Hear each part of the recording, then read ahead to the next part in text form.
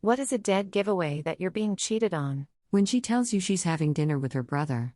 While you're having dinner with her brother. My ex would sleep with her phone under her pillow. I had an idea it was happening and would keep an eye on this guy's MySpace. Then he posted one of the questionnaire things that were popular at the time. One of the questions was, who did you last kiss? And his answer was my ex. MySpace Tom had my back. Their coworker sends a "good night, babe. I love you" text in the middle of the night. Maybe that's just the homies? I send that to everyone.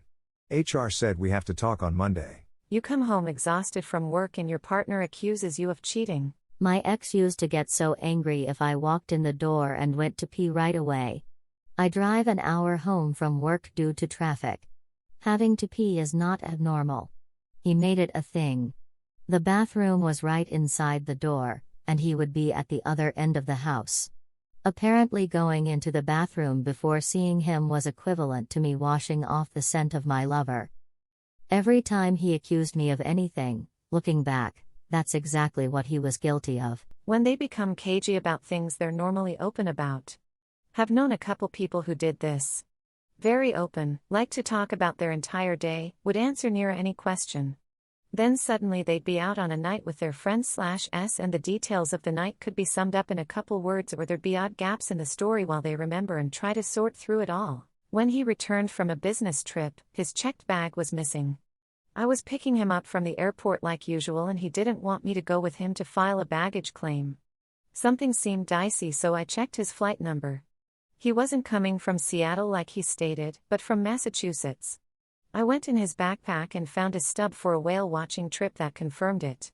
Then I found a second cell phone. Spider's sense is always reliable. For those reading that aren't familiar with U.S. geography, Seattle and Massachusetts are a very, very, very large distance from each other. Staggering. Like, right away you would know that they weren't just rerouted or doing something somewhat close by. They are on opposite sides of the continent. I had suspicions that my ex was cheating on me for months.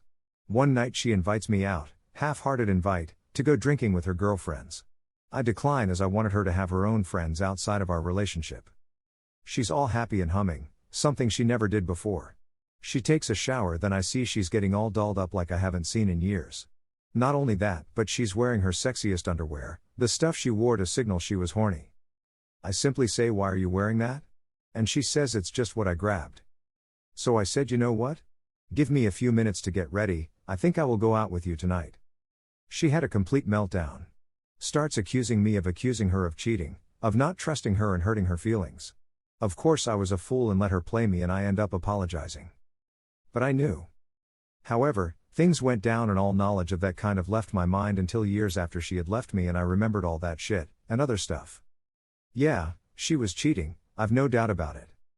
Edit, thank you for all the upvotes and awards.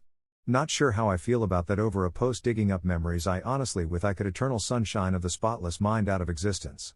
But, thank you all the same. The old "why don't you trust me" and my other your insecurities are not my responsibility. Well, my insecurities are about you having cheated when you have clearly cheated, my dude, which is, incidentally, also why I do not trust you. Here's a fun one courtesy of my dad and his second wife. When the tire tread pattern on the fresh snow in your driveway matches the uncommon tires on your brother-in-law's new work vehicle. Edit, got way more confused replies than I expected on this. My dad's second wife, not my mother, was having an affair with my uncle, my dad's sister's husband, his brother-in-law, and my dad figured it out after coming home early from work one night and noticing a distinctive tire width and tread pattern in his driveway that matched my uncle's work truck, who had no reason for being there that night. He went inside and asked her if my uncle's name had been there and she acted surprised and denied it. He then mentioned the tire marks and why he recognized them, and the house of cards promptly crumbled. When my husband cheated, it was definitely the phone. He was hiding at night when he'd go to bed. Also, wouldn't ever let me go to work-related get-togethers that the other spouses would attend. So, cheating with a coworker? Yep. When their roommates ask to meet with you privately, and tell you that your GF was having someone over in their room with the music on loud. The same thing she'd do when we'd get busy at her place. Edit, first time ever, RIP my inbox, more context, this was in 2009, we were almost 4 years into our relationship. I was getting ready to defend my thesis for my master's and she was applying to PhD programs.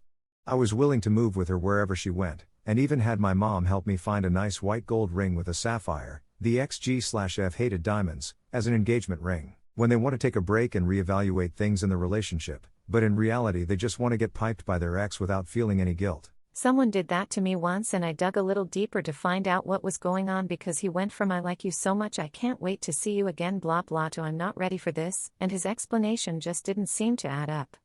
He finally confessed that he was just using me to get over his ex and she'd asked to meet up with him the next day and he wanted to end things with me so he still had the option to do stuff with his ex without guilt.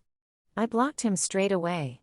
The next day he has the nerve to make a new snap, so he can message me and ask if we can try again, guessing his ex didn't want him anywhere near her either. Funny story, I was in Arizona with my ex and she had this coke dealer who I was sort of friends with and I was talking to him about where I could buy a knife. I like knives, and he told me because he thought I knew and was planning to stab the guy.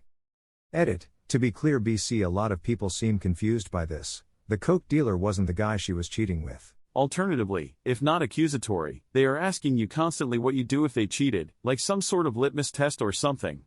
My ex-fiancé asked me that a ton over the course of our last year together. I never thought anything of it. I'm the type to blindly trust you 10,000% until you give me reason not to.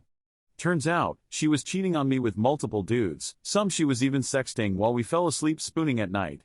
This was back in 2018 and I'm still not okay. Going to the gym for a bit is actually a very common way people hide infidelity.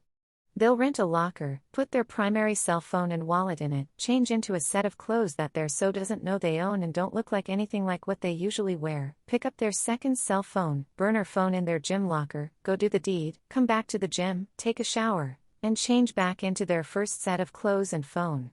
Extra points for OPSEC if they don't drive their car to see their side piece, but walk, take public transit, or ride a bike their so doesn't even know they own.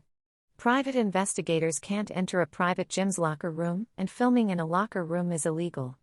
A PI could take pics of the cheater emerging from the locker room wearing a different set of clothes. But with a strange set of clothes and leaving their car and phone at the gym, there's plausible deniability that they're the same person. Especially if they leave for the tryst wearing a hat and sunglasses. Hard to apply a tracking device to someone who leaves their car, too. Bruh, you went in way too deep on this analysis. This one is for coworkers. I've seen half a dozen affairs form and be discovered at my workplace. They both were flirting and always together at work to the point students even noticed. I'm a teacher, then, one day, nothing. Like they don't even know each other. Now it's become something I notice immediately.